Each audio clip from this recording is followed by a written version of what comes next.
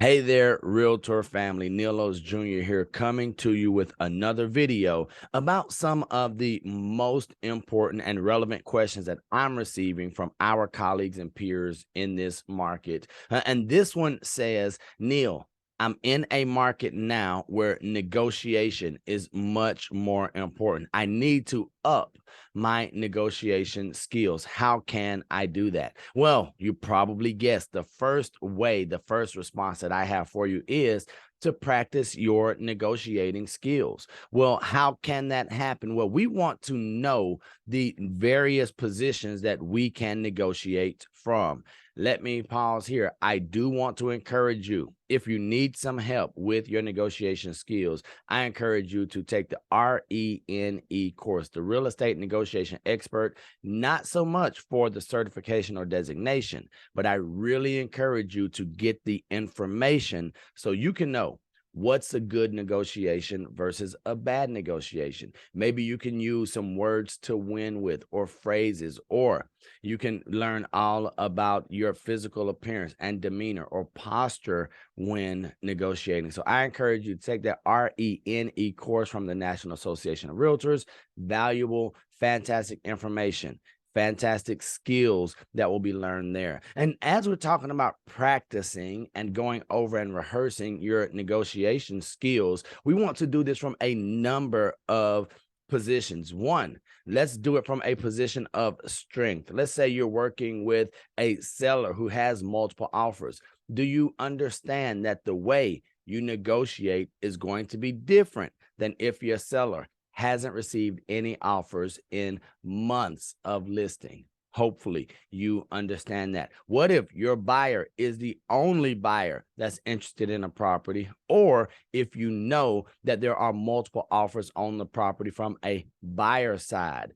How do you operate? What do you say? How does your negotiation look in writing? How does it sound via phone or video? How does it look in person? So we want to rehearse all of these various scenarios because they are going to be different. And if we practice on the front end when the money is not on the line, it's always going to show up when the lights are on and the big bucks are at stake. Well, here's something that I have found in my career. Remember that as real estate professionals, typically we have the least at stake in the transaction. It might feel the other way around because this is the one that we need, that we've been hoping for, praying for, to actually go under contract and close. But friends, family, I want to remind you that often the buyer and seller have much more at stake. And one of the best things that we can do for our client or our customer is introduce the idea or make sure that there is a willingness to walk away from the transaction. Say what? Yes, now I don't want us to walk away from the negotiation, but we need them to be willing to. We don't want them to pay too much, not only financially, but maybe emotionally or mentally. Be willing to walk away from the negotiation table. That's the only way that you, as a real estate negotiating pro, can most effectively do your job. So as we're negotiating, one of the key things for us to keep in mind is that we must at all times know the facts, know what the reality is, know whether it's about your client or customer, their position, their needs, wants, likes, know about the property, maybe understand and know the facts about the marketplace, what's realistic and what is not, right? We want to make sure that we keep our emotions in check as well as the emotions of our client or customer, maybe even play a little bit of psychologist when we're working with the other side of the transaction. So we want to know the facts, know what's motivating either your client or the other agent's client if there are other agents involved in the transaction. And then most importantly, we want to be individuals who choose winning words. We want to help move this negotiation along. Oftentimes we say words like my or our. How about the is more important? So instead of my seller, my buyer, a winning word is the. And here's why, because we don't want to make it about us. We don't want to make it possessive.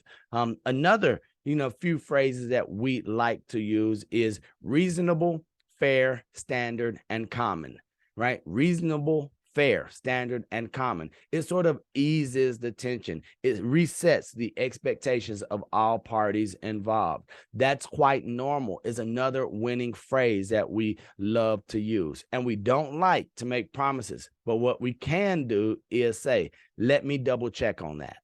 Do you see how unintrusive and how unguaranteeing it is, but it does offer a response in the moment? Let me double check on that. Or the one that I often use is, that's not a major deal. We can handle that.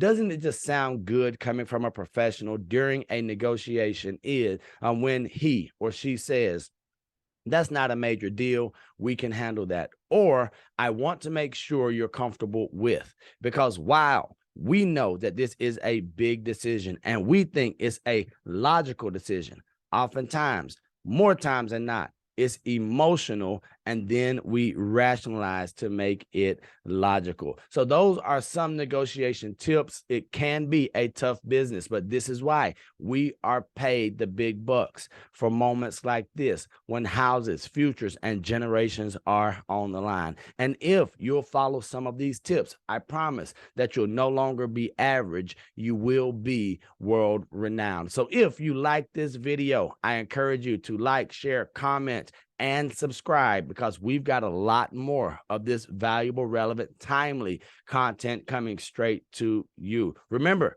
I love you, God loves you, and there's nothing you can do about it. We'll see you soon.